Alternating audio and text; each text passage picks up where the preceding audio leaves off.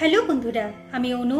Update with অনু চ্যানেলে তোমাদের স্বাগত। আমি চলে এসেছি চিনি সিরিয়ালের আপডেট নিয়ে। চিনি সিরিয়ালে তো দেখা যাচ্ছে এখন হেমাঙ্গিনী রায়চৌধুরী মালকিন থেকে কাজের লোকে পরিণত হয়েছে। তাকে ভূতনাথের ঘরে নিয়ে এসেছে অপালা। এরপর ভূতনাথের ঘর পরিষ্কার করায়, মানে ঝাড় দেওয়ায়, ঘর মুছায়। আর এইগুলো না করলে তো বোঝা যাবে হেমাঙ্গিনীর স্মৃতিশক্তি ঠিকঠাকই আছে। তাহলে পুলিশের কাছে তার নামে কমপ্লেন করে দেবে। আর তার তো জানা পুলিশ নন্দন ঘোষাল, তাকে আর বাঁচাতে পারবে না, তাহলে তাকে জেলে গিয়ে পৌঁছতে হবে। এই ভয় ভয়ে হেমাঙ্গিনী ঘর ঝাড় দিয়ে ফেলেছে, ঘর মুছে ফেলেছে। এরপর তার খিদে পেয়েছে, খেতে হলে কাজের লোকেদের সাথে বসে খেতে হবে। সেখানে গিয়েও হাজির হয়েছে, কিন্তু কাজের লোকেদের সাথে বসে তো হেমাঙ্গিনী খেতে পারবে না। তাই সে বলে, আমার না একদম খিদে নেই, আমি ঘরে যাই, পরে খিদে পেলে খাবো। কিন্তু অপালা বলে, না না খেলে তো চলবে না, আর সব সময় ঘুমালে চলবে না। কাজের লোকেরা একদম রাতে ঘুমায়, তাদেরকে অনেক কাজ করতে হয়, তোমাকেও কিন্তু সেগুলো করতে হবে। তাই বলছি খেয়ে নাও। তোমার এখন কি কাজ বলো তো? চিনি দাদুর দেখভাল করা, তার সেবা করাই হলো নাকি এখন হেমাঙ্গিনীর কাজ। এখন হেমাঙ্গিনী ফ্যাসাদে পড়েছে, তাকে যদি তার ছেলে মেয়ে বাঁচাতে আসে তাদেরকেও কথা শুনতে হচ্ছে, তারাও ভয়ে ভয়ে আছে যদি আমরা ফেসে যাই। অন্যদিকে দেখা যাচ্ছে দ্রোণ আর চিনি যোগেশ্বরী ধর্মশালায় পৌঁছে গেছে।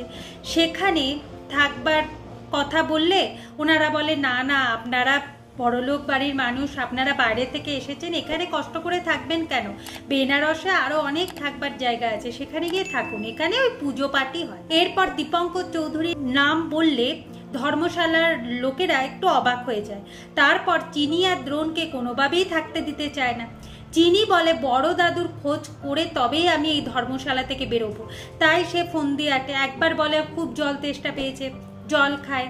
তারপর পুজোর বাহানা করে যে পুজো দেবে বলে, তারপরে পুজোর জায়গায়ও যায়।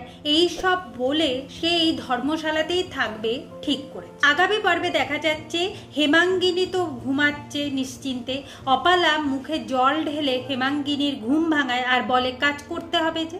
ঠিক সেই সময় অন্তরার ফোনে চিনির ফোন আসে, তবে ওই ফোনটা হয়েছে দ্রোণের ফোন থেকে। এই যেটা শুনে অপালা বেশ অবাকই হয়ে যায় যে দ্রোণের ফোনে চিনির ফোন কেন, তাহলে ব্যাপারটা কি?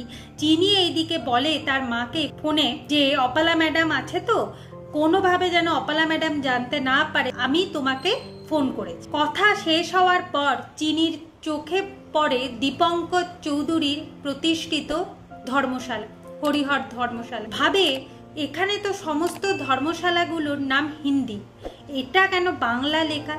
তাই এই ধর্মশালাতে আমাকে যেতেই হবে।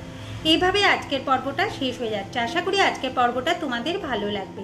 ভিডিওটা দেখবার জন্য আর আপডেট উইথ অনু চ্যানেলের পাশে থাকবার জন্য অসংখ্য ধন্যবাদ।